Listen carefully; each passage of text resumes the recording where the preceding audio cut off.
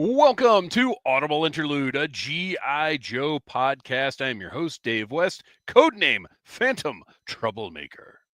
And I'm your missing host, Noel, codename Crapshoot. And I'm your Cobra intern that is starring in the Viper House Players production of Oh Springfield, codename Legion Cub. I was posting to socials because I'm late doing that, and I thought that was Noel. I was like, oh, he made it. That sounded exactly like him. Right. I'm a creature of habit, and if he's not here, it throws me off. I agree. Absolutely. We need him here. So Yes. we were organizing some stuff before we went on the air. Let me get that done. All right, that is done. I'm going to save it for, I've got a double. I'm sorry, guys. I've got a double Joe and Tell. It's just how it's going to be. I'll burn through one pretty quickly because I already posted on Instagram the new Joe figures that I got. But then I've got something else inspired. Kristian, you guys don't know about this yet. I've got something else inspired by a conversation that we recently had. A nice little eBay score. So everybody stay tuned for Joe and Tell later in the show. You are watching us. Oh, go ahead. Road Pig John, what's the topic today? The topic today is why is G.I. Joe awesome, but why is Cobra better?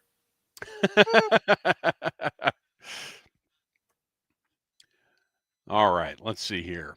You're watching us on the Needless Things YouTube channel or possibly listening wherever you get your podcasts. Wherever you get those podcasts, be sure to click follow, leave us a 5-star review, and tell your friends about Needless Things and Audible Interlude because we need all the word of mouth we can possibly get. Oh, no, that was Noel's. Look at Travis Furburn. Oh, wait, Tom Henry. Oh, Tom Henry. Super chat. Yo, Tom. Thank you so much. Everything that we get in the super chat goes right back into the show, whether it's paying for hosting, merchandise, whatever the case may be. And you know what? Speaking of we'll get to merchandise in a second. I have a question. I'm going to need feedback from the chat. You may notice that Noel is not actually here. He is tending to something at his headquarters. At the Woodsy HQ, and he'll be back with us as soon as he can be. But I think Kristian, you and I can mostly handle it. I talk a lot, but so I tell you what, though, Noel. without Noel's steadying hand, things might get weird tonight. True. But let me hang on. Let me do my best Zartan.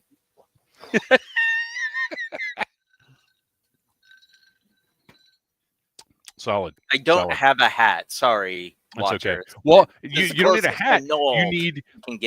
You need. I mean, if here's what I want. I want you to have a Noel wig prepared, but I want it to be we're not live streaming Noel.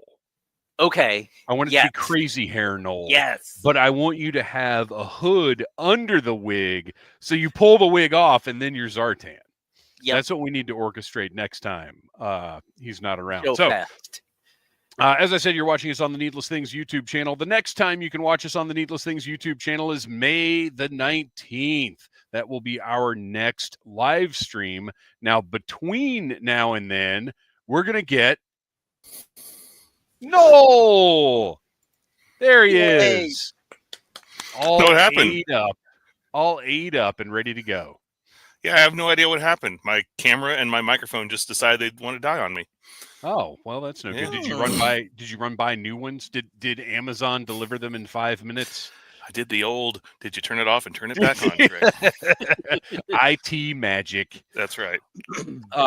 So anyway, I was saying, so our next live stream is May the 19th, but between now and then, next Friday, you can catch our audio episode wherever you get your podcasts, and we will be completing the Barovia storyline that we have been reviewing for the past several months now. Very excited about that. One, because it's been a great storyline, but I'm ready to wrap it up because parts of it are definitely a little dreary. And also, you guys, we're going to have to do something crazy, something fun, something wild as a little palate cleanser.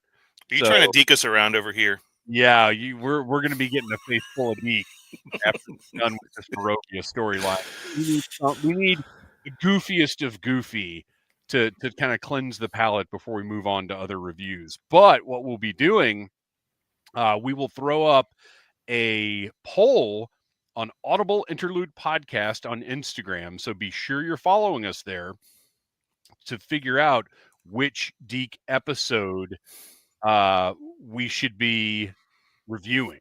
So between the three of us, we'll pick I don't know how many poll options you can put up on Instagram, but we'll pick 4 or 5 options, throw them up there, and we'll let the Audible Army decide which one we review. Also, merchandise available. Audible Interlude Podcast on Instagram. Go to the pinned stories. Get yourself any of our lovely t-shirts or cell phone cases or whatever else they have up there. I need to set the hats. I keep forgetting to set the hats. So TeePublic does not do hats quite like this one, but we can set it up to have print on demand Audible Interlude hats. So if you want a hat, you can at least get one from them. Yes, we did. Road Pig John said Operation Dragonfire. We did it, pal. It's done in the can. Check out our archives. We thought that's fairly recently only, too. Yeah. You say recently felt as long as this Barovian storyline, but was actually shorter.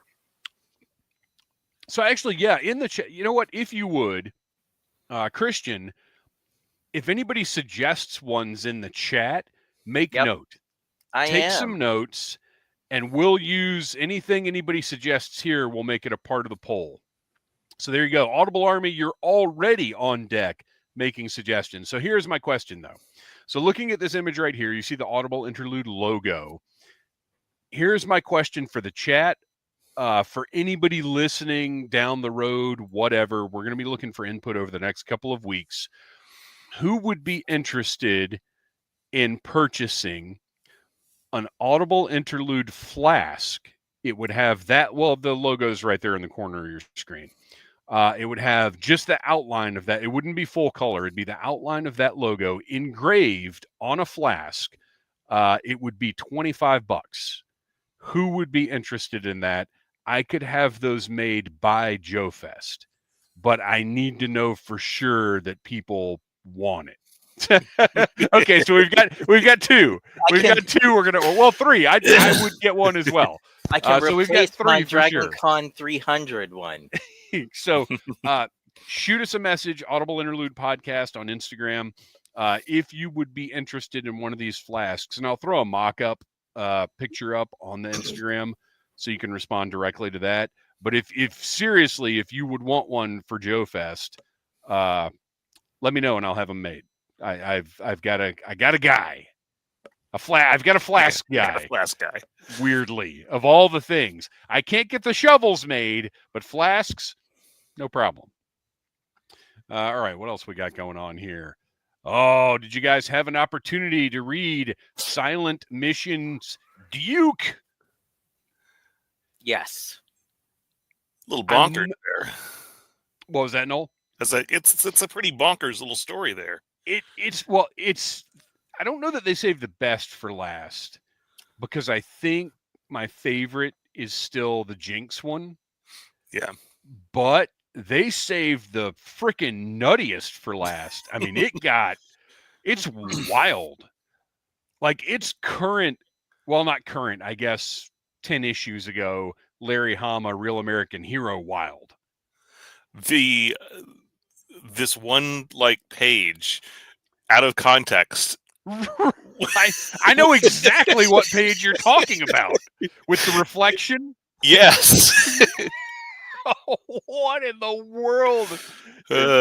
Rachel Salinas with Silent Mission Duke is my favorite of the 5. I am actually right there with you. I mean, it's awesome. The first up to that page that Noel is talking about, I was like, this is awesome. towards the end, it got a little wonky, but then I loved the wonky.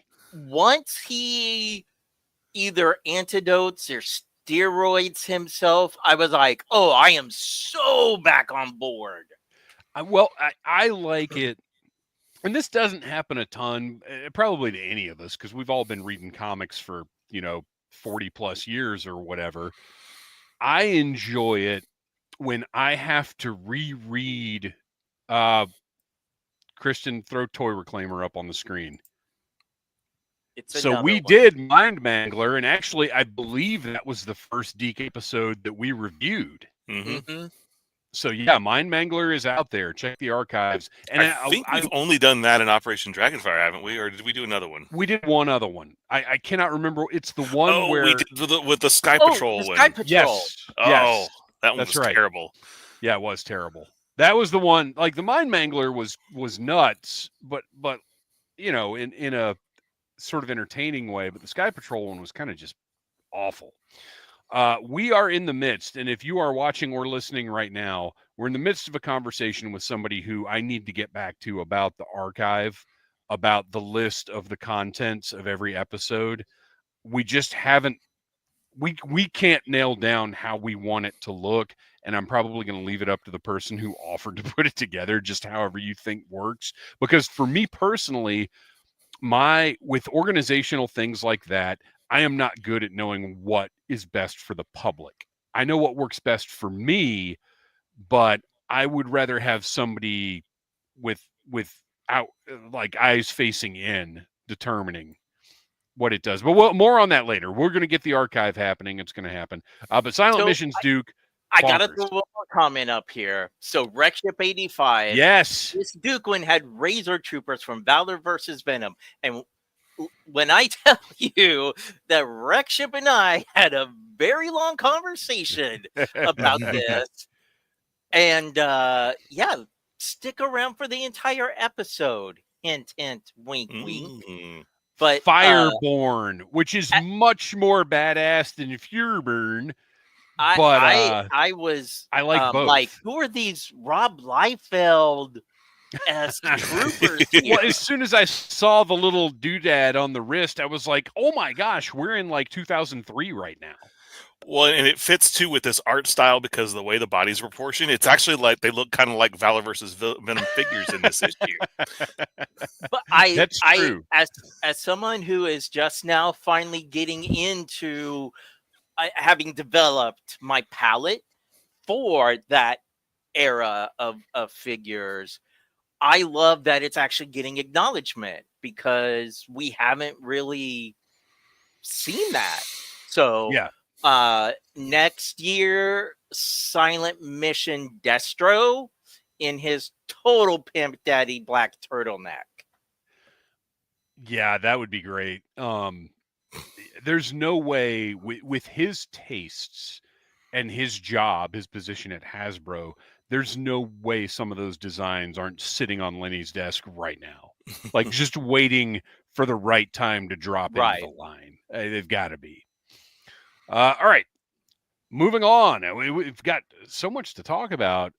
You guys, did you have a chance to read this beauty? Energon Universe Special 2025. We did not get a PDF review copy of this. I was fortunate enough in that we were out and about on Saturday, and I ran to the comic shop and grabbed a copy. And holy potatoes! Now, Kristian, you know the spoiler. I know the spoiler, and they also, because here's the thing, for folks out there like me, who are not near a comic shop, or maybe their comic shop did not have them, they are releasing a special edition that comes out this Wednesday. It is not free, but you will be able to get it. And they, like the artwork is already out there for the cover that has the spoiler on it. So I want to warn everybody, Noel, avert your eyes if you don't want to know. Anybody watching right now, we're getting ready to spoil it. Now, granted, it doesn't, spoiler traditionally means, it kind of spoils the story. This spoils a surprise, but one, it's out there. It's public. and 2, you're still going to love this story. So here it goes. Officially in the Energon universe, Matt Tracker of Mask, and the way that they introduce him is so freaking cool. I'm gonna talk about it. So if you don't want to know, jump ahead, a minute or whatever. Because we're not a live stream. Watch a commercial. Well, no, I'm talking to anybody. I mean, you guys, they can dip out and get dip in back your TARDIS, folks. Yeah. Or use, yeah. So how it happens at the end of G.I. Joe number 6, Clutch encounters Hound. And Clutch manages to disable Hound because Hound doesn't want to fight, and all Clutch knows is these giant robots are killing innocent people, or killing people who don't deserve it, because he knows the Starscream story. So he's terrified. He throws this grenade, one of the Cobra grenades, at Hound and disables him. And then as Hound is kind of, fizzling out, he's like, I didn't want to fight. And Clutch is like, oh no, what have I done? So he somehow manages to get Hound out to the middle of this shed in the middle of the desert. And his pal, Matt Tracker, is hanging out there and is like, well, it's about time you brought me one of these things. And Clutch is like, what? How do you know about this? And Matt Tracker, I really like the way they do his character. I cannot wait to get more. I hope there's going to be a Mask comic, because he says, if I told you I'd have to kill you. And I'm under the impression he means that. It was just really cool. And the Joe story was that was the comic. There's a backup story with Jazz that's really fun, that I just sort of enjoyed. And then there's a sort of an interstitial with the Quintessons at the end that's just tying some stuff together in Void Rivals. But the centerpiece of this comic was the Joe story. And it was awesome. So if you didn't pick up a free copy, get the digital version, or go grab a copy at your local comic shop, who probably still have plenty of the free copies as well. Yeah, so last year, because I went back and looked in my Comixology library, last year's special was included in Comixology as part of the free comic book day, and this year it was not. The only thing they're offering is the paid issue. So smart on Skybound's force people out to the store. It just kind of sucks for the folks that don't live near a store. I mean, I get it, but also, man, whew. Yeah. And I look, it puts more sizzle on the brands to say, nah, you gotta do the thing if you want to get this. And on the comic shops need all the help they can get now. Oh yeah. Well, that is all the follow-up we've got. Lots of great comics out there. If you have not yet checked out the Energon universe, everything is great. And G.I. Joe Real American Hero, I am not caught up yet, but thanks to Kristian constantly talking about how good it is, I have read a few issues past where I was before. And yes, we finally get past which I dug the crazy zombie stuff, but also I was ready for it to wrap up. I feel like that is the longest plot that Hama has done, because it's been, I don't know, Barovia is pretty long. No, but exactly. But you're right, it has. This has been a year. That's where I was thinking when it was like, wait, we still have one more issue of Barovia. I'm like, Larry. But and that's the other thing is, with the Barovia issue, you also have the other two storylines going along with it. Whereas with this, it's just zombie cannibals 24/7. Yeah. That can be a lot. And I like zombie cannibals, but enough. All right.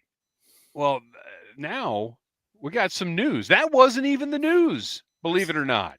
Now we've got the actual news. So here we go. First up, a little update from Amazon on the next retro cardback wave.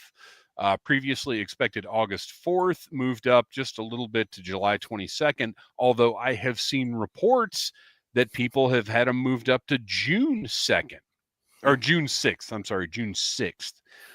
So the question asked is, if mine aren't showing June 6th, do I need to reorder? No, you do not. This happens all the time with Amazon, where different people have different release dates, but once it gets to whatever the earliest date is, everybody's updating, they start shipping out. So don't reorder, don't mess with anything. Leave it how it is, and they'll get there when they get there. So still, though, over 2 months out from potentially the next wave of classified figures. I know they've estimated that some of the other pre-orders may get pushed back. So it's actually surprising to hear that things are ahead of schedule for some of these things. Well, these and the next regular wave of classified have been hitting the shores for the past like 6-8 weeks. So these are here. It's the stuff that wasn't here yet that we'll be talking about in the next segment. Yes. Briefly. We don't want to belabor it tonight. I've had many requests about how much tariff talk there is, but it's something that's affecting all of us. And as I mentioned today to someone, there is a point to this, because there's going to come a time where we're discussing classified and other lines in very different terms from how we talk about them right now. And I don't want it to feel like it's coming out of nowhere. I want everybody to understand what's going on with these tariffs and how they're affecting the business. So I do want to add something to that, only to put it in sort of perspective, because this past week I did listen to an interview. I believe it was on the I don't remember, NPR. Anyway, I keep hearing percentages, and I went to public school, so math and me not the best of friends. So when this gentleman that was talking about the California docs was saying, like, there's going to be a 15% less, like that's what they've already seen. When he said 15% equals like 50,000 containers, that's when my little brain went, 50,000 is a huge number. Yeah. That's a lot of classified. That's all of Big Bad for the rest of the year. So, Remember during the pandemic when inventory was backing up and all of the Targets would have like 4 trailers outside, not even cargo containers, just 4 trailers, and how much inventory was sitting in those because they didn't have the staffing to get them unloaded and they didn't have the space to put the product out. And that was backed up for months. This is 100 times worse than that. But we're not talking about that yet. We're talking about happy things right now, including, oh, fellas, did you get in on it? Oh, yeah. That was like within the first hour it went live. Day one backer, all 3 volumes. But did you see the update? Yes. That now it's 4 volumes, will include a field guide for the vehicles, complete with parts lists, which is nuts. I mean, this thing has been yet another, like, you can't launch a G.I. Joe Kickstarter without it just blowing the internet apart. It's unless you're wild. Super 7. Well, okay, yeah, good point. That's the exception that proves the rule. So this was originally going to be 3 volumes. The first volume was all of the figures from 82 to 94, complete with life-size images, accessory lists, everything you need to know. The second volume was going to be all of the file cards, and the third volume was mint on card images of all of those figures. And now a fourth volume has been added free of charge. I think it was through yesterday. Yes. Through midnight yesterday, so this isn't doing anybody any good right now. The fourth volume was included with the all-in backer level. So if you backed it, you're getting that fourth volume for free. If you didn't back it, go ahead and still buy it, because these are, again, Carson is making essential items for the Joe collector. I don't see how you cannot have these in your collection, because this is, we've talked about how unfortunately indispensable yojo.com is. 3D Joe's is fantastic, but it's not, for me, it's not as easily navigable for practical purposes. It's the best archive on the internet, but if I'm just looking up parts, figures, years, whatever, I find Yojo a little easier to navigate. But this is going to make that obsolete, because the fact that I can have a physical book to just pop out and page through this is the be all end all of resources as far as I'm concerned. If this could be, and like I was thinking about this the other day, if this could be ported into just a mobile app for your phone, that would be fantastic. Yeah, it really would. An actual checklist. That takes some work though, but yeah, it really would. That would be, I don't know. Yes, convenience sake, obviously that would be the best thing. But these are going to be great to have, not just to bring with you to conventions, but these are going to be great just to, as things that you can just go and look through and spend hours just looking through and admiring the photography and just, remembering things. I'm just thinking about navigating through an app and how it could be kind of a pain, but to have that with you at all times, yes. Because let's be realistic, you're probably not carrying, even as pocket size as these books are, you're probably not carrying them with you everywhere you go. Right. All right. So yeah, that's great news. Blew it out of the water. 4 volumes, and you can still back this thing. You can still get all 4 volumes, and it's incredible. Let me pull my notes back up here. I've got tons and tons of notes. I'll go through them real quick, because it's worth mentioning the unlocks that we've gotten. So this funded very, very quickly. All 3 of the first stretch goals were unlocked. This is now going to be a flexi-bound book, which has the durability of a hardcover with the softness and flexibility of a paperback. Obviously, easier to carry around, more portable, but more durable. Stretch goal number 2 was a ribbon, like the place marker that's in the Art of G.I. Joe. Very nice to have, and just classy. Stretch goal number 3 was shrink wrapping everything rather than printing UPC codes directly on the books, which is a nice touch. Like, that's, again, just class, because UPC codes are ugly. They just are. They're necessary, but they're ugly.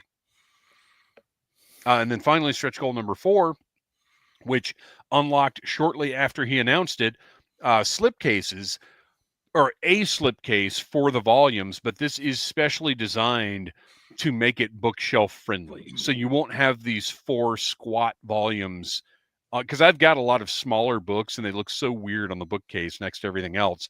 This will make them sort of more of a standard size where they'll stack on top of each other. So that's it. This is, again, incredible. But speaking of incredible, did you guys see this? Look at the camo on that Wolf Trooper factory sample from Skeletron. I am very excited about these 6-inch scale figure, or 6-inch figures. I did it. I hate it. Yeah. 1/12 scale. You can't escape it. It's the Toy Biz vernacular now, is 6-inch scale, 7-inch scale, 10-inch scale, and I hate it, but it's how it is.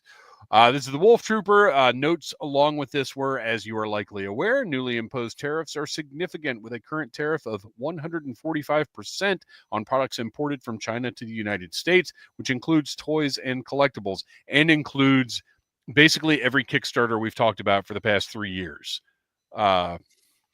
If this tariff is still in place when our products arrive, Skeletron will absorb all tariff costs for Kickstarter pledges and backer kit pre-orders.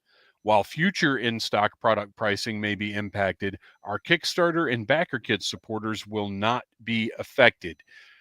So that's wild, because at the very least, I would expect them to do what some other companies are doing and just delay their product shipping to see what happens. But it sounds like they're not doing that. They're going to accept the product whenever it's ready and get it out to the backers. Pretty incredible. And then there's a status update on the estimate of product shipments. Obviously, this is all tentative. Everything is a disaster right now. But late summer 2025, they're expecting the Robo Knight heavy metal armor accessory, the 6-inch pilot character kit, the 6-inch Wolf Trooper, 6-inch Gyre Wolf, and the 6-inch Jungle Wolf Trooper. Phase E is estimated in winter of 2025, and that's the 4-inch Skeletron, the 6-inch Skeletron, and the total Robo Skull hardcover. And Skeletron will be at Joe Fest in Augusta this June 20th through the 22nd. So go talk to them, say nice things, appreciate their incredible products.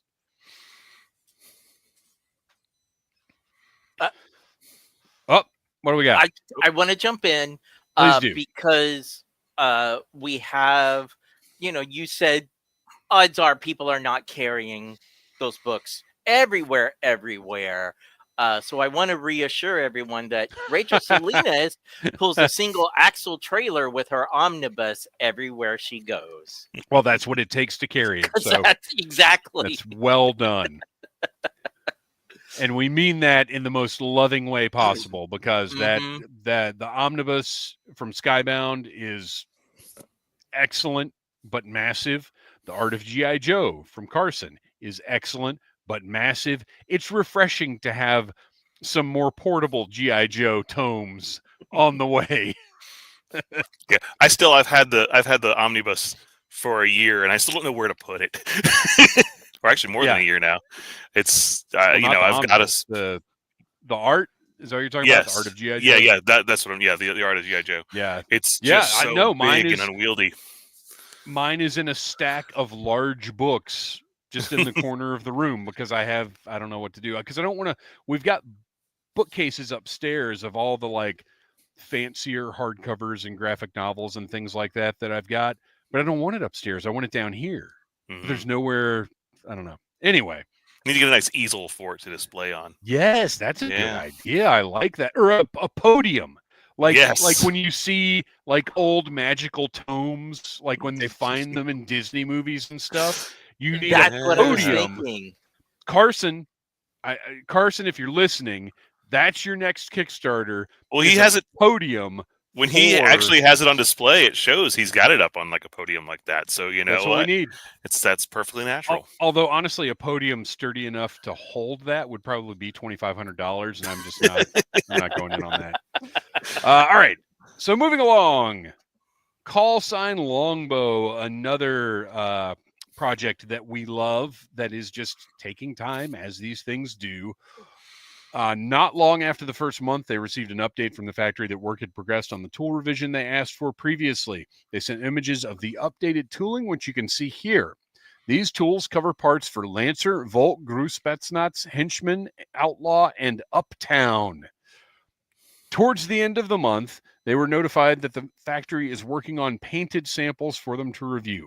This is another important step in the process where we will inspect the deco on each figure. We check for color accuracy and ensure the paint masks are cut correctly to achieve the correct look.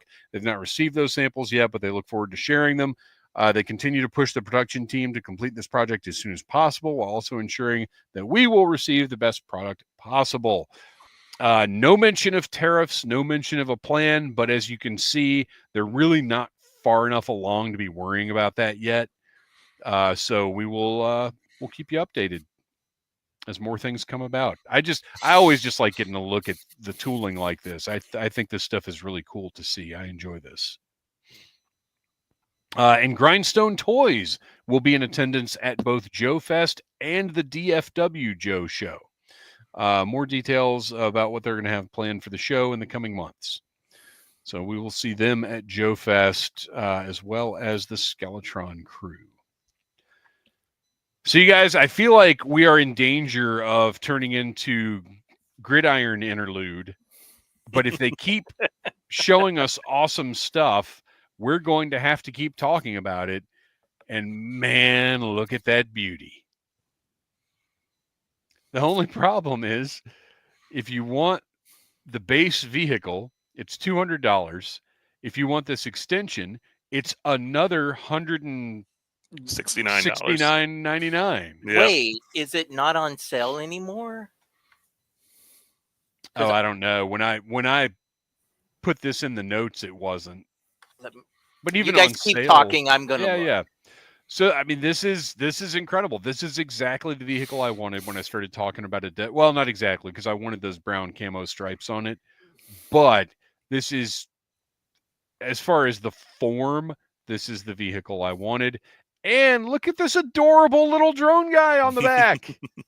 What a cutie patootie. Just flying around, exterminating people. He's great.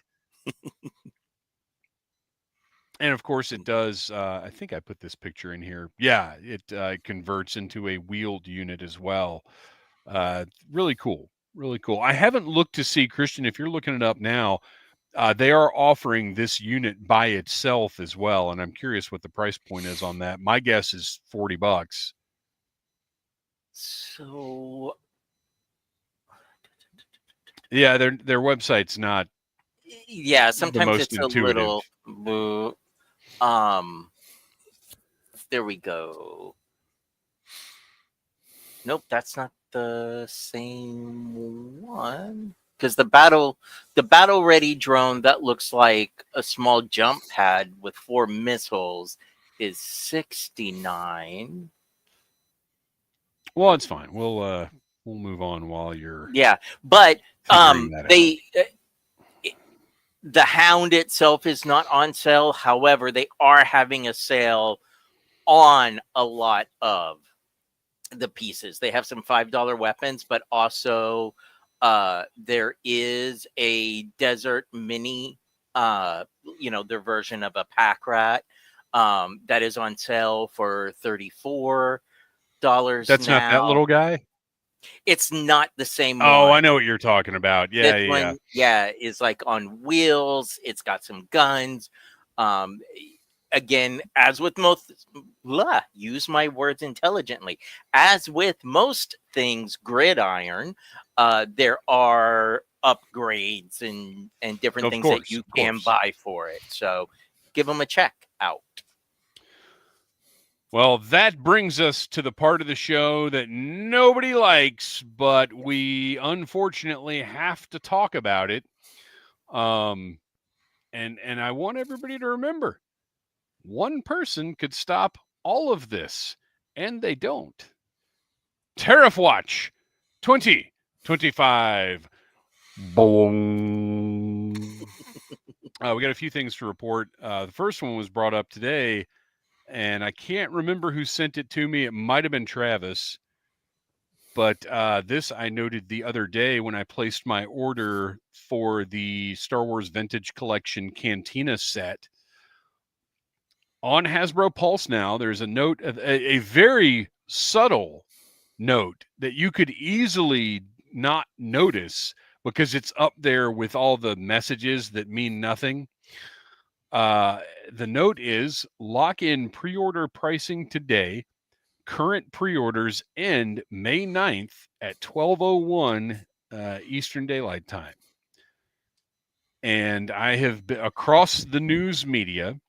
It appears that businesses are looking at May the 10th as the official start of the nightmare, which I don't appreciate because that's my birthday. And I really don't want to spend the rest of my life with everybody remembering the Trump recession on my birthday, but that's apparently where we are. So May the 9th,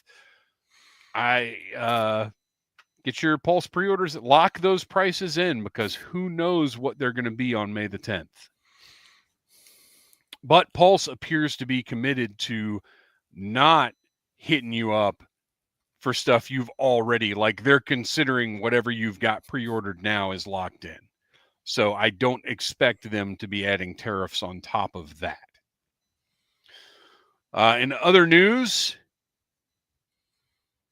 oh, I did this out of order. Whoops, sorry guys. Okay, this is a Toy Association poll of toy manufacturers and how they are handling this disaster. Obviously, we all know about the Christmas 2025 thing. More on that in a minute. 96% of America, think about that, 96% of American toy companies are small and mid-sized businesses. 50% of them say they will soon go out of business due to current U.S. tariff policy. And this has got percentages of how they're responding to this. Small toy companies, 81% of them are delaying orders. Mid-sized toy companies, 87% are delaying orders. Canceling orders, 64% of small toy companies are canceling orders in order to survive this, to try to survive this. 80% of mid-sized companies are canceling orders. Canceling things they're not going to make now because of this. And this one is the worst one. The most damaging one, and the one that I got angriest about a couple of weeks ago, and I will continue to get angry about it because it's senseless and it could be stopped today. Will go out of business within weeks or months. 46% of small toy companies in America, hardworking Americans, 46% will go out of business. 45% of mid-sized toy companies, hard-working Americans who don't deserve this, are going to go out of they're going to go out of business within weeks or months. And I say this is expectation. This may not happen because this could end any day now. All it takes is the whim of one person to end it. But if it continues, these are the statistics we're looking at. And this is, these are polls from toy companies who've been doing this for a long time and know what they're talking about. This is, we really are only talking about the toy industry here because that's what we do. But it needs to be understood that this is a tiny, tiny slice of a much bigger and more tragic picture. Not to make light of anything, but in that that's all we've got left at this point. I know. But in that interview that I was listening to, the commentator was very concerned because spring and summer fashions won't be coming. And I was like, woman! I mean, thank goodness I was doing an install by myself, but I was like, we are talking about toys. Well, we have clothes. Nobody needs that. Come on. We all have right now, our response as humans are to keep us from just going insane with despair is to focus on the frivolous things, because we can't right now. We're not at a point yet where we're seeing the impact of the non-frivolous things. So we'll talk about toys and spring fashion and whatever else and pretend that that's what we're worried about, because the rest doesn't bear contemplation at this point, because there's nothing we can do about it. There's only one person who can do anything about it. All right, so real quick, I'm going to mention Super 7. This is older news, so I'm just going to breeze through it. Super 7, well, we want to share an important update about how recent changes in global trade and import tariffs are affecting us. Starting on April 24th, an 8% surcharge will be added to all non-apparel items. We didn't come to this decision lightly. For as long as possible, we've worked to absorb these rising costs ourselves without passing them along to you. Well, we all know. We all know what's happening. We all know what's going on. I ordered something from Super 7, and how it works, which, by the way, and look, sometimes I'm not proud of how much I spend on certain things, but that new Papa 5 Ultimate from the new Ghost album is the new look. I just had to have it. They raised the price $10 before the 8% tariff surcharge. So, and I will say this full disclosure, because I will admit this is just a figure that I had to have. And I spent dumb money on it because of that. After the price increase, because it went up to, normally they're 55, this was 65, plus the 8% tariff surcharge, plus shipping, total on this one figure was $82. I'm not proud, but because of that pricing, if it even hits the point where, because if you remember, Super 7 will cancel things if they don't get enough pre-orders. If it hits the point of being made, not many of these are going to be made, and they're going to cost twice as much, if not more, once they come out. So I was like, I'm going to go ahead and just bite the bullet, buy it now, not think about it again. And also the fact that I was able to pay up front, and it's not going to hit me down the road. It's done. It's paid for. When it gets here in 2029, 3 Ghost albums from now, then I'll be happy to have it. But yeah, it's no joke. It's rough. I noticed in their recent Thundercats Ultimates wave announcement, a wave is down to 3 figures. Yeah. So I'm wondering when the next O-ring announcement is, what change we'll see. Well, and that, everybody keep in mind that 8% surcharge, that's a pittance compared to the tariff increase. A lot of companies are spreading these charges out. They're trying to increase prices on everything a little less. So when you see something that's in stock, but it still has the surcharge, that's them trying to mitigate and avoid charging 25% more for something down the road. And that everybody is doing that. That is not unique to Super 7. So that brings us to a little fallout from the Toy Association poll, because believe it or not, there are toy lobbyists, and the toy lobbyists have actually gotten some traction and drew the attention of the clown in chief. And his response was, well, maybe the kiddies get 2 dollies for Christmas instead of 30, and maybe the 2 dollies cost a few bucks more a piece, is what he said. So we're going to just leave that out. It's fact. He said it. I'm not editorializing that at all. So we are going to take that and we're going to play a little game, and I want the chat to play along. Cool. I am going to read off the remaining classified releases for the year, the ones that have not hit America yet, because some of these have hit in the UK, but these are the ones that have not hit America yet. And Kristian and Noel, I want you to tell me, and everybody in the chat, which of these 2 dollies you would choose to get for Christmas, since you're only going to be able to have 2 dollies. So here we go.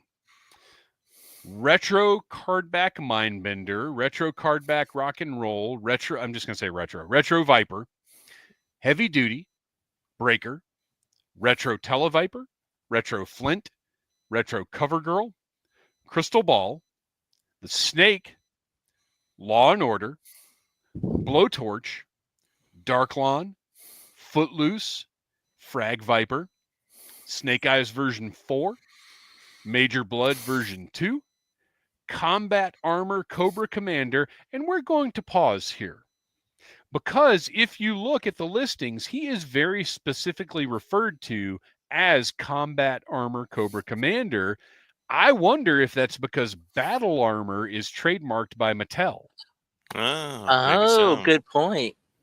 That's the only thing I can think of. So yes, you would think that's something that like that would not be able to be trademarkable, but you never know. You never know. But now I want Cobra Commander to come with snap-on battle damage. Yeah, I want him to have the drum in his chest. The because they did that with the Origins figures. They're not like classics where they have the they panels. actually The Origins figures actually have the feature. nice. Speaking of which, the Hurricane Hordak review goes up this week on the Needless Things YouTube channel, and he has the feature as well. He's got the little spinner in his wrist. Nice. It's great. It's great. Okay. Moving back on, we left off at Combat Armor Cobra Commander. We also have Monkey Wrench, the Claw, Snake Eyes and Polar Bear, the Diver 2-pack, which I'm sure is going to be on everybody's list, and that counts as one Dolly. Trench Viper in the Outhouse, Dial Tone, whom most people still do not have, and then I didn't include the Rattler because that was paid up front. So you're getting that if you already paid for your Rattler, you're getting that for Christmas, but you're only getting 2 other Dollies to go with it. So what two, Noel, are you getting for Christmas? So I got my Rattler, so I'm good there. Yes. Neither one of you did. No. So you'll be begging me to come play with my Rattler. I mean, Can I go over to Noel's for Christmas? Commander, and the one that I don't have pre-ordered because I missed the 3-second window, Crystal Ball. Those would be my 2. Okay.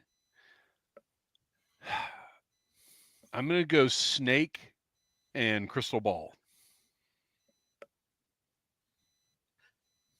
I'm going to throw up some listeners real quick. Yeah, go for it. Not real quick, because this legit is a Sophie's Choice for me because, man, there are certain things in there that I have just really wanted for forever. We'll dip into the chat because they're coming in so fast. We're going to, they are.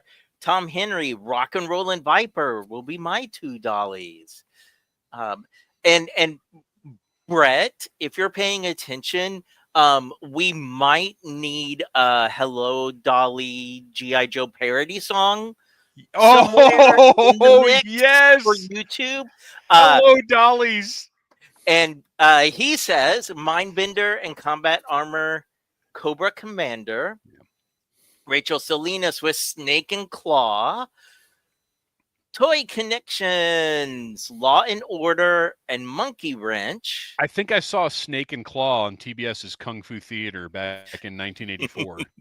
I was thinking, it reminds me of, oh my gosh, what's the Japanese movies that they watch on Bob's Burgers? Hawk and... Oh, yeah. Hawk and Chick.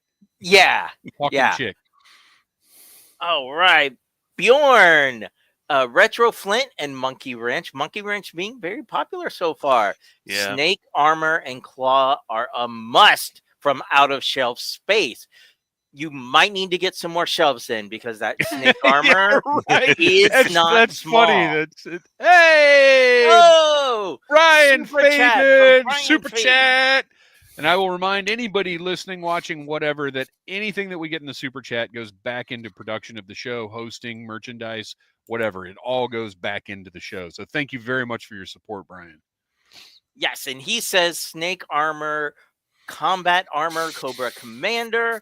And lastly, just so I can give them a little plug, Brett White also with still editing my Barb Hardley Goes Husband Shopping in my G.I. Joe Omnibus video. Folks, if you have not checked out Barb Hardley's YouTube channel, please do it. And 100%. Also check out Pop Heist.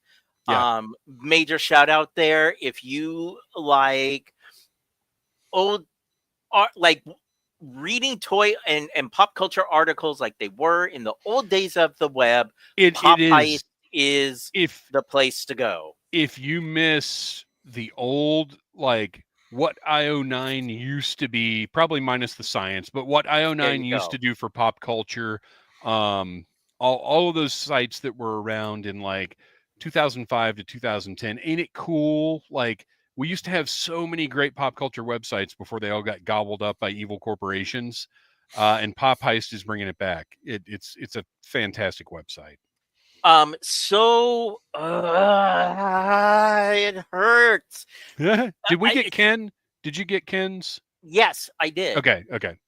So, for sure, Monkey Wrench, because he is one of my favorite Dreadnoks right after Torch. I'm gonna have to say Crystal Ball. He's just such a good-looking figure. Looks so great. Isn't that wild? All three of us Crystal Ball. Yeah. And honestly, I think if I had him pre-ordered, I wouldn't have that FOMO that's in my head right now about him, and I'd probably have chosen like Monkey Wrench or somebody over him. Right. But yeah, the fact that I missed out on that one and we haven't gotten any additional pre-order opportunities. You're like, if Santa's bringing something, bring the magic. That's the thing. I keep checking the Pulse website because I'm like, oh man, once they're here, we'll still be able, there will be opportunities to get it.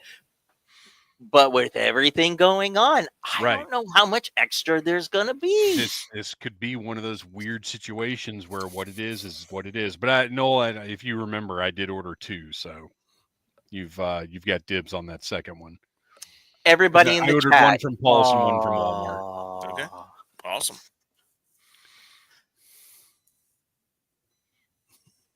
Right, and Recship85.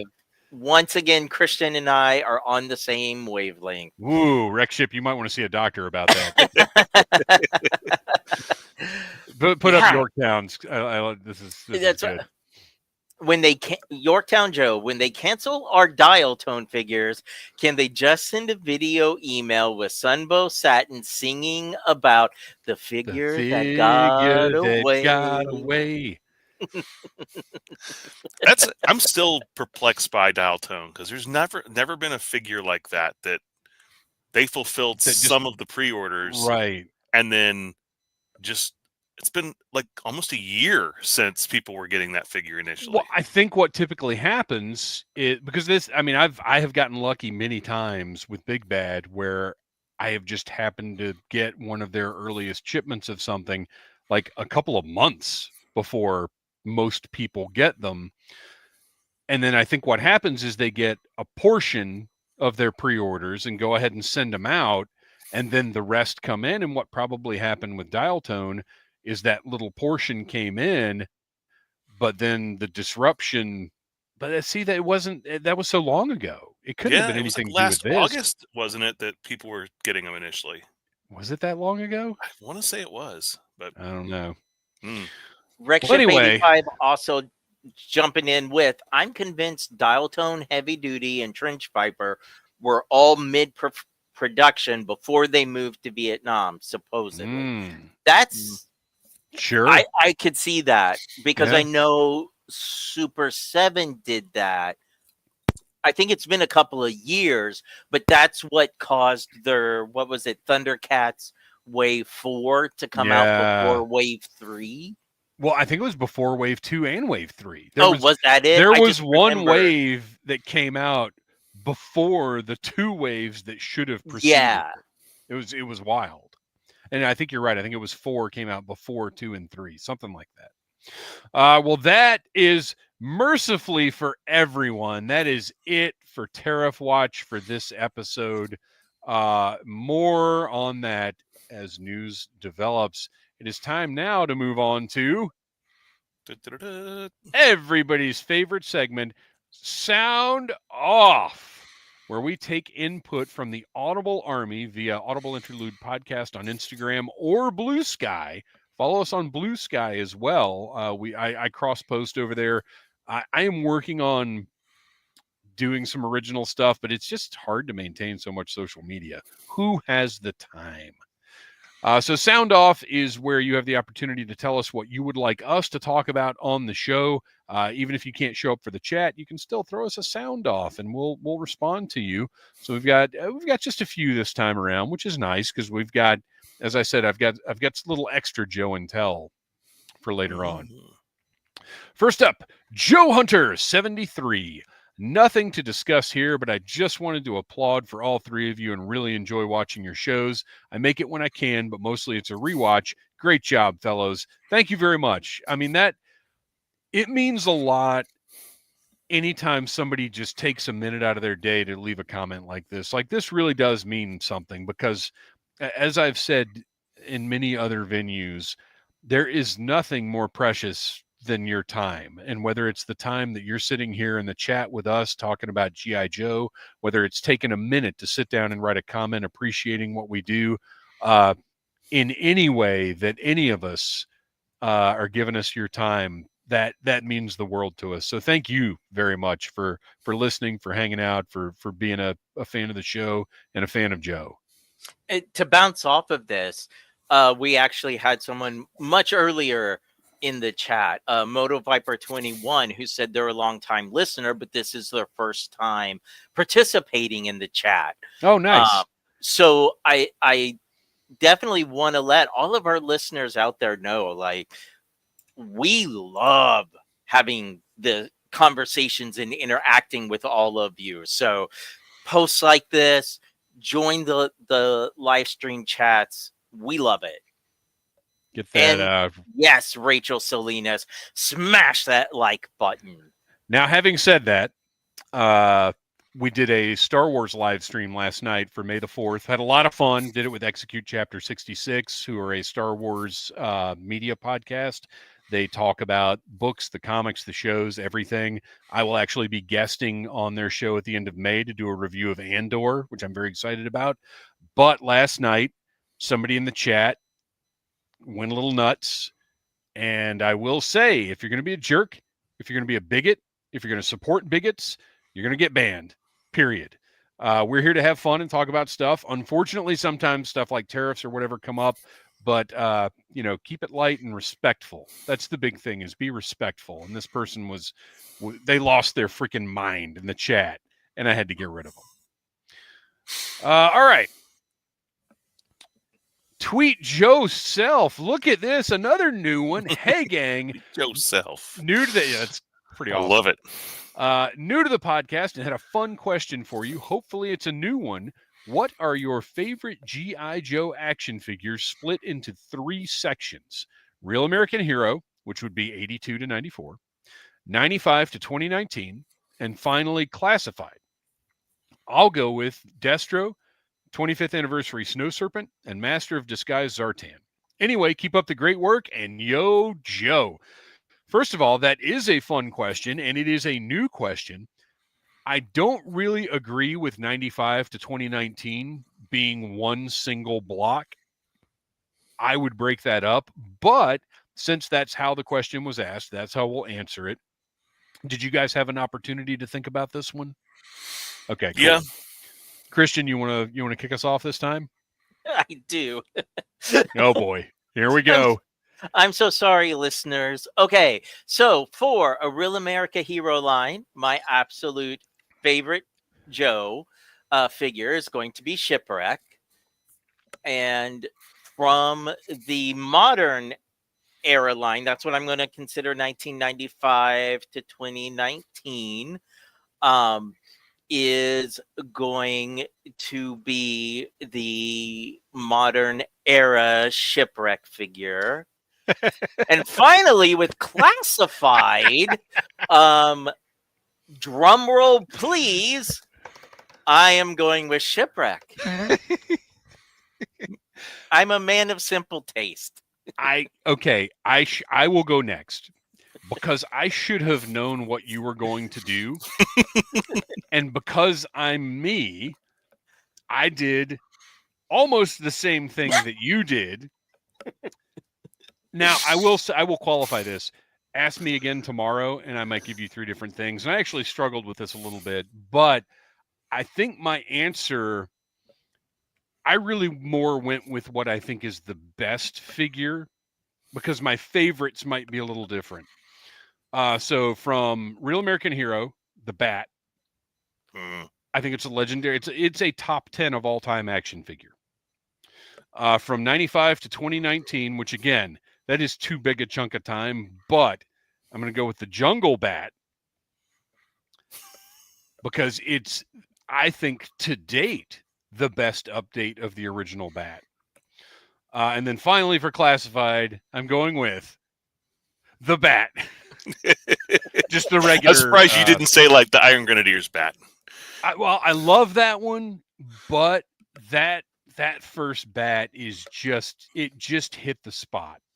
It was exactly, well, it wasn't exactly what, you know what, Noel, you might be right. It might be the Iron, you know what, I'm changing it. Iron Grenadier's Bat. You're right.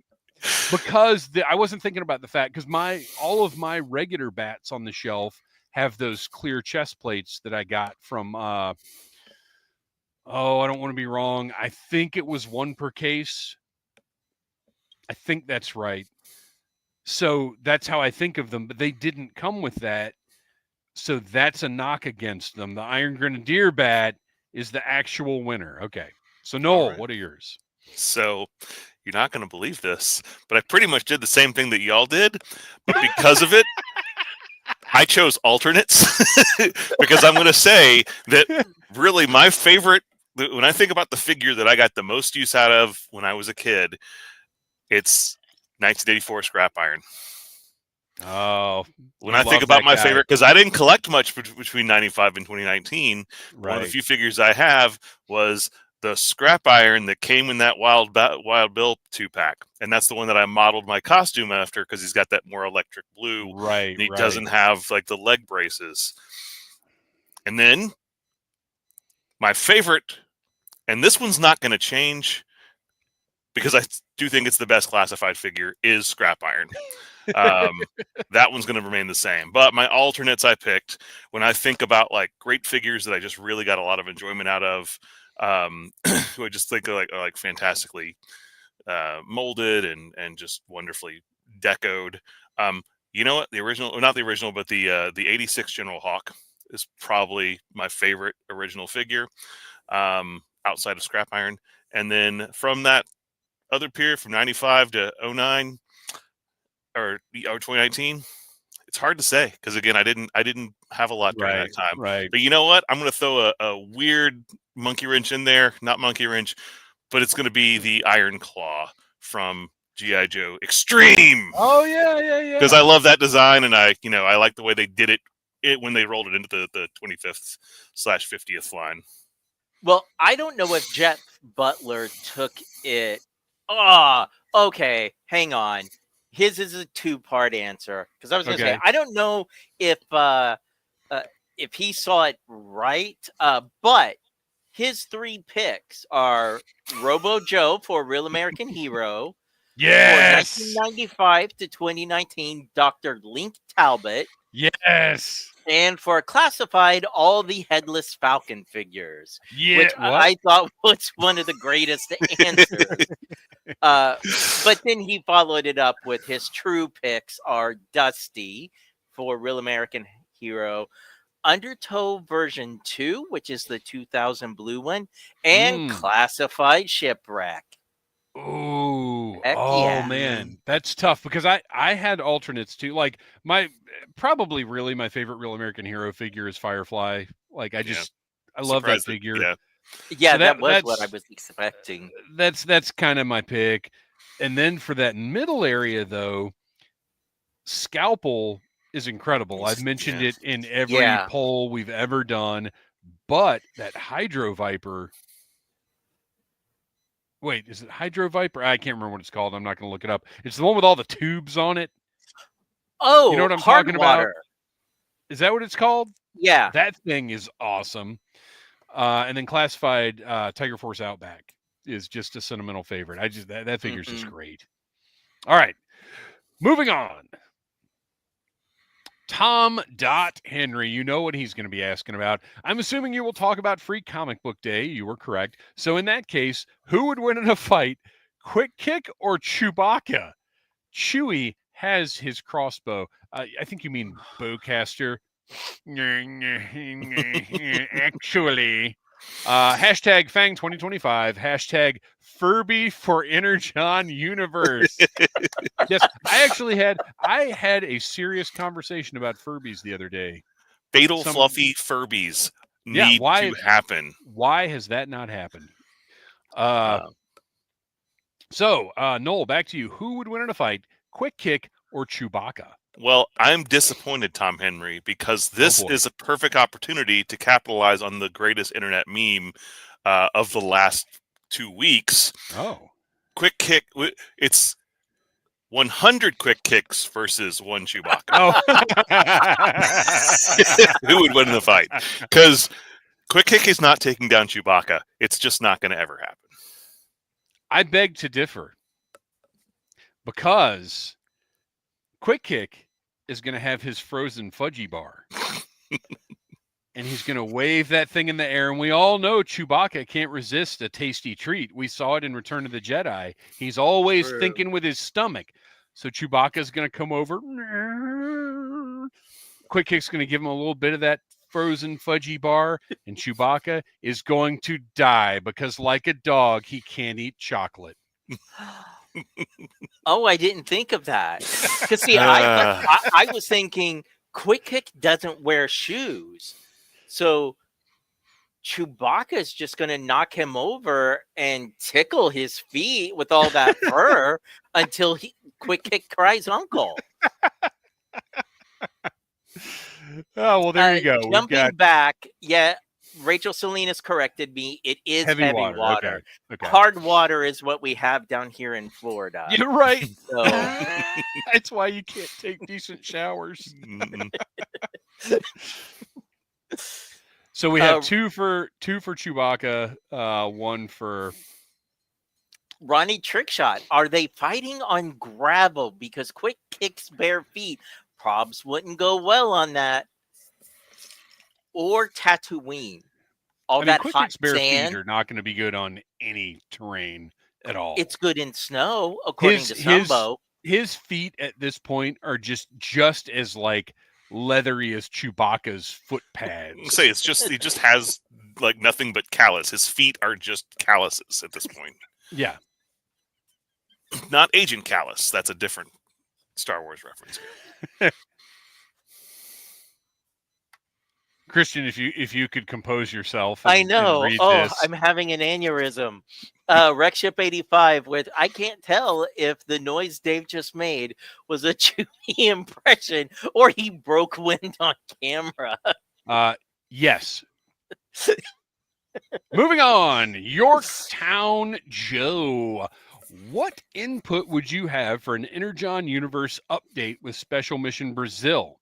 I was thinking if they released them as classified scale with a cassette tape that transformed into either Ravage or Laserbeak, we might have a winner. What would you include? Or would they break the set up into multiple 2-packs? Honestly, this one stumped me a little bit. While I do appreciate your pandering to my Special Mission Brazil fetish, I love the idea. I don't know if we've thought of that before, of making the cassette like a thing, like in that way, a transformer. Right. I love that. Love that idea. Yeah, it's a great idea. But I would want it. I'd want a specific crossover. I don't know. I don't think you could do what I would want to do in classified, because my ideal would be, it would be very expensive, but to execute it the way I'd like to see it done. No, you know what? I take that back. Okay. So we've got, this would be one of the O-Ring crossover sets. It would be Special Mission Brazil, but it would not be the original team. It would be new Joes in Special Mission Brazil colors. So maybe as a cost-saving measure, it's Sergeant Slaughter. Who else came with the Triple T? Leatherneck. Well, Leatherneck. Darn it! I've already blown it. But maybe we just do a couple of repaints in there. But they're in Special Mission Brazil colors. Who the characters are honestly don't matter that much. Although I would like for them to be 86 characters. And then they would include a transforming some Decepticon. I don't know. I've got to put more thought into this, because it stumped me earlier because I really couldn't come up with something that I liked. But now that I'm thinking, there's some ideas that I have, but I got to put more thought into it. Do you guys have any input here? As soon as I said that, I was like, well, that just nails it right there. And when we've seen, these cassette bots in the past, they're micro cassettes, and so they're smaller. And I'd love to see them actually work in a regular sized cassette that would, it's not going to be able to play, obviously, but it would at least fit into a standard cassette deck. Well, they could do something similar to that Ravage cassette that Cybertronic Spree put out that had the album on it, like it's a flash drive, but it transforms. I mean, they could absolutely do that. Yeah. But I mean, yeah, that's what I would do, is exactly that, Ravager Laserbeak. I think that you just do it as like a store exclusive and you sell them on individual cards. And maybe one of them is a deluxe that comes with that robot. Like maybe that's probably a little much for a pet. I don't know, because it's going to require that new tooling. Yeah. I mean, all the pets do, though. Yeah. But that's what I was thinking. You do it as 2 different box sets. Maybe you add a third, because there were 5 figures in the set originally, right? Right. So make it 6, so you can do 3 and 3, and then each one comes with a cassette. So you could get Ravager and Laserbeak, because I absolutely love that idea. However, but Noel's idea bounces with what Jeff Butler just put. How about Special Missions Brazil Robo Joe, who's Energon infused and can transform? So what if Robo Joe transforms into, oh my gosh, not necessarily the Triple T, but some form of tank like, vehicle. He transforms into a no, he's like what is his name? Teen Buggy? Who is the Turbo Teen? So Robo Joe's head is just on the front of like a dune buggy, and then he transforms. Oh my god. See, oh folks, this is why you stick around through Tariff Watch. That's right. These are the we make it worth your while. Turbo Teen, you could argue, by the way, is in the G.I. Joe universe. You get out of here. Because they released a transforming model kit with the GoBots logo on it, and since GoBots have been incorporated into Transformers lore, that's fine. yeah. I don't like that at all, because Turbo Teen freaks me out. I cannot deal with that level of body horror. I want to see David Cronenberg do a Turbo Teen movie. Except I don't, because it's Tetsuo the Iron Man, and I already saw it. Yeah. All right. Where were we? What were we doing? Are we done? No, we're not done. Because it is time now for Joe and Tell, where we each have a little something we're going to share with the camera, a little physical item that we may have acquired or may have some kind of sentimental attachment to, or a story, or whatever the case may be. And Noel, would you like to start us off? Let me see if I can pick the proper arrangement here. I'll wait till you have me on. Hey, we all know this lovely G.I. Joe toy, right? I don't know. I think you're being tricky right now. So, if for my last one, my last is Joe and soap Tell dispenser. It's not a soap dispenser. But my last Joe and Tell, I showed some nice Joe bathroom accoutrements, and that is continuing because look at him. I had no idea these things existed. I've never seen that before. This is a floating soap holder. Whoa! That goes into your bathtub. Just browsing stuff on yojo.com a few weeks ago, and I found this trove of, like, when I was looking up things about the toothpaste dispenser that I have, that's when I found out about these. I was like, oh, And I saw like one on eBay that was like ridiculous, like $49, and I was like, "Well, I'm not paying that much for this." But then I started looking a little more. I was like, "Oh no, you can get these for like $10 to $15 if you look hard enough." And this one actually really good shape. It's actually got good. These are actually I see the stickers. Yeah, they're in really really great shape. But this isn't the only one they did. What? Because this one was 85 or 86. This one got released. Okay, with a little bazooka in it. This is actually the first one I saw. Shut the front door. Which is the desert. It's the Desert Fox with 2 little molded faceless Joes on it. Little buddies. Not Skidmark, who was the driver of. But is it tan? Yeah, it's like a very light olive green. It's not not the actual color of the vehicle. I kind of prefer that color, to be honest. Yeah, but these guys have like the Tetris camouflage, like shadow, and then just like generic little helmets. But yeah, also same thing. It's not the only. These aren't the only 2. There's another one that's one of the Battle Force 2000 vehicles. Oh my gosh! But like, I added it to my cart. And someone offered me a deal on it. It was still more than I wanted to pay for it. So I did not get that one in time. Do they sell special tiny soap to go in that? Because that is a very small slot. I don't know. And the thing is, these were done by I think it was Avon was the company that did these, and they did a whole bunch of like little floating soap holders, like soap trays. And I had one that was like a little frog that was like laying on his back, and he's like doing the backstroke or whatever. And I had that one, and it was the same. It's like the same line, of these little floating soap dishes. But interesting. Yeah. So I cannot resist just getting my hands on weird little quirky, pieces of licensed Joe product. So it's funny you mentioned that section of Yo Joe, because I was on there the other night and I had to get out. I was like, I can't do this right now. Yeah, this is too tempting. So, yeah. Very nice. Brian Fabian wants to chime in. No skid mark in the tub.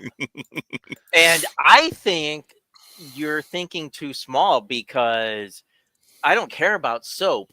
Will it still float if it's holding a shot glass? And are we now having a pool party at Joe Fest with some floaties? Audible Interlude floaties. I like that idea. Nice. Let's not get me off on more dumb merch. Let's move on before I get too many more ideas. All right. What you got, Kristian?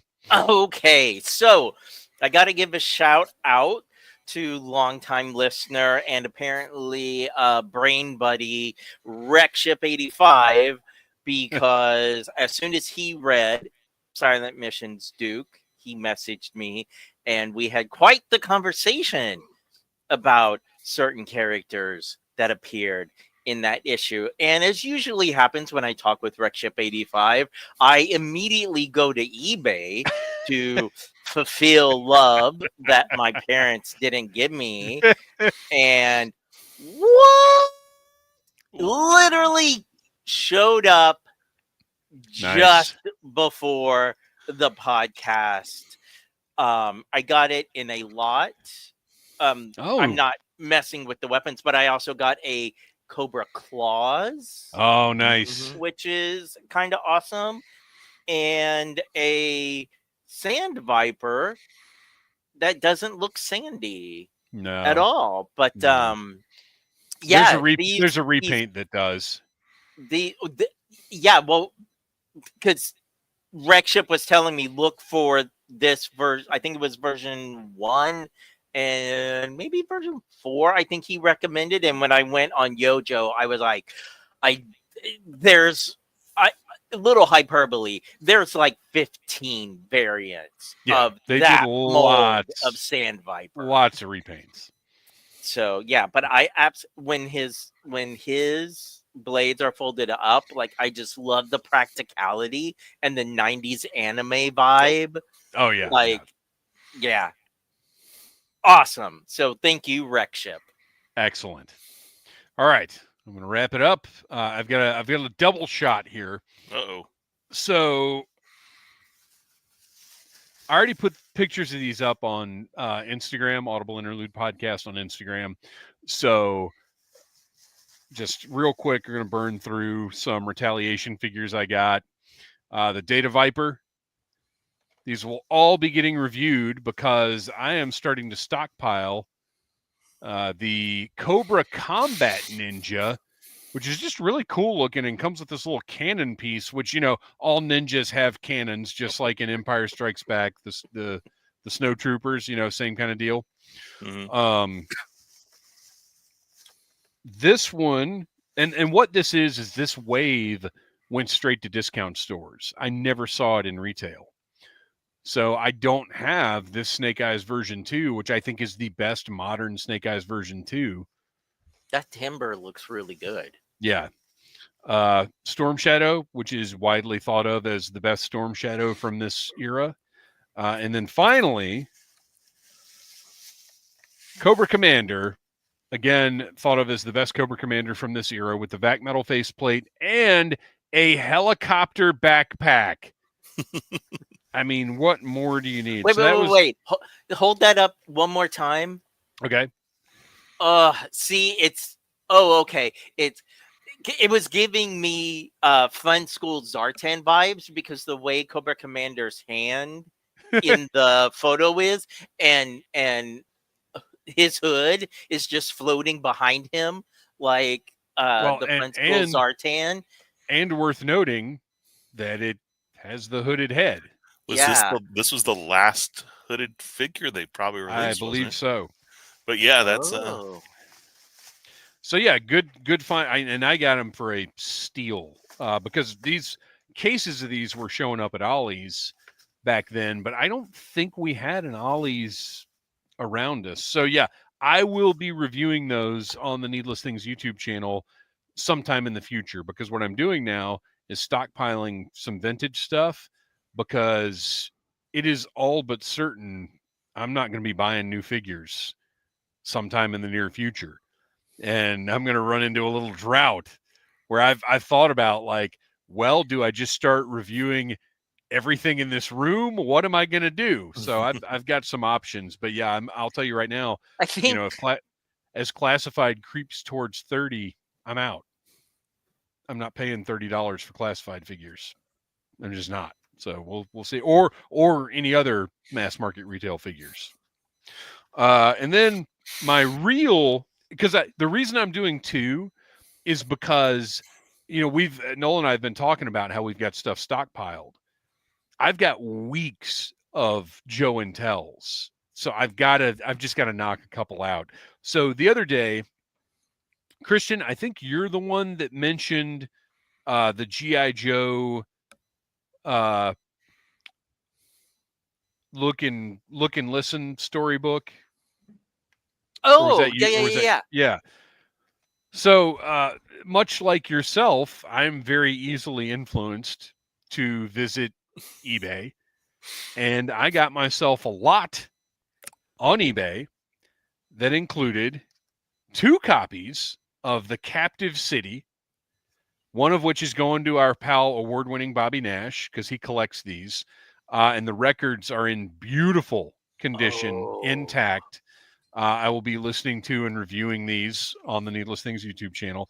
I just love these because of the art. But what's interesting is you can see both of these have that notch that indicates they were promotional copies. Mm-hmm. But this one in the front, this is just kind of fun, has 2 888 from Mom and Dad. I like that. And then the other one has that notch cut in the bottom. Just kind of interesting. Nothing written in this one. I also got Operation Outer Space, which is featured pretty heavily in the art of G.I. Joe. So if you want to see, like, these are essentially in the art of G.I. Joe, but like this artwork is wild because that is just a drawing of the Destro figure.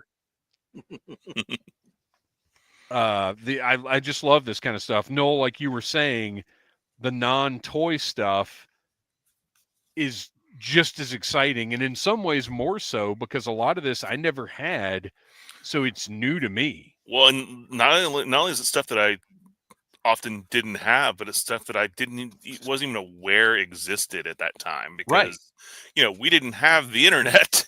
We only knew this stuff if we encountered it in the store, or if with the regular mainline Joe stuff, we got that catalog. They don't do that with toys now, where you get a catalog that shows like every toy that's being released in the same year. So you don't even have like the cross sells in the back unless it's like a Super 7 figure. And then Operation Sandstorm, which, look at Duke kicking the door open and immediately just incapacitating this Cobra. Look at that Cobra Commander in the back there with no gloves. I love that artwork. Big smiling Duke. Looks like that. Yeah, this stuff is just fun. I love seeing it. So I won't go too deep into this. But this was a very affordable lot, because a couple of these alone I saw priced for what I paid for everything. And then this, okay, so this is disappointing and exciting at the same time.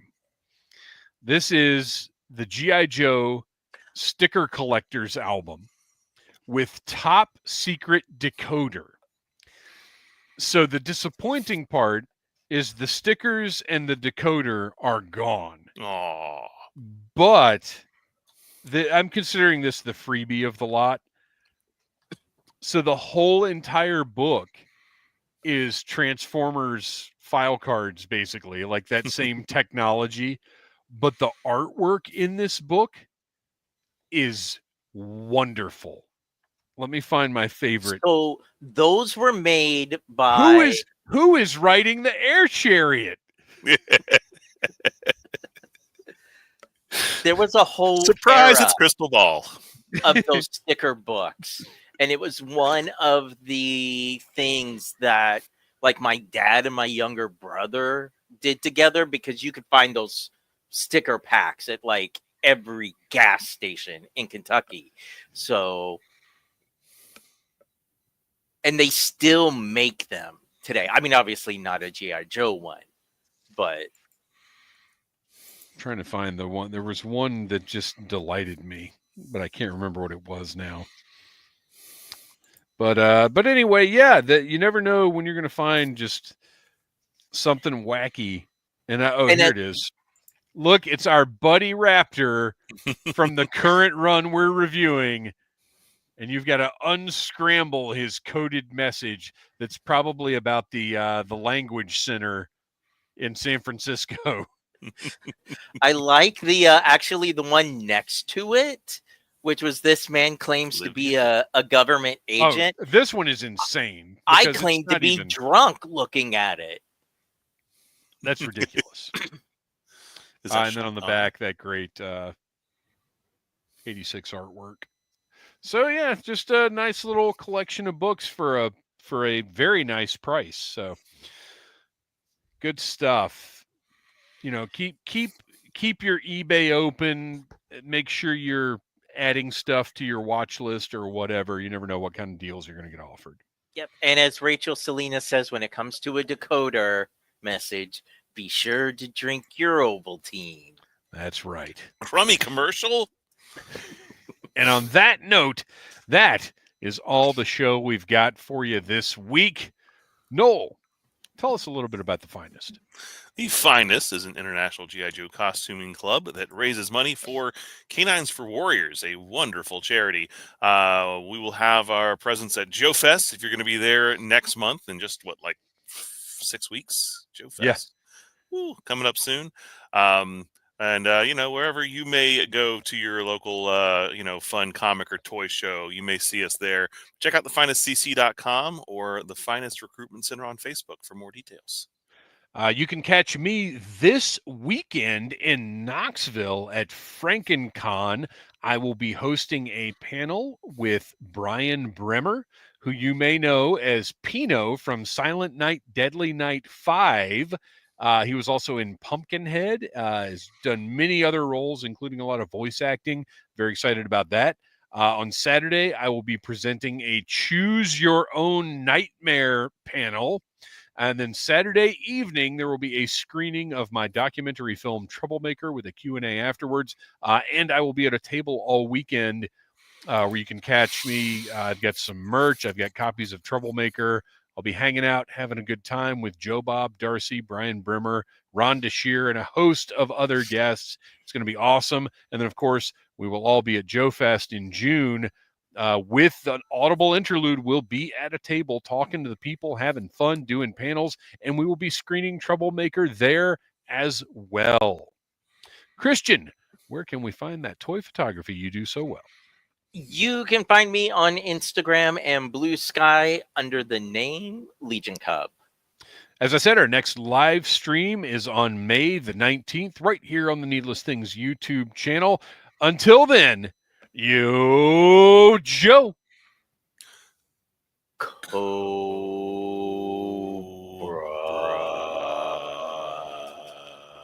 Jazz.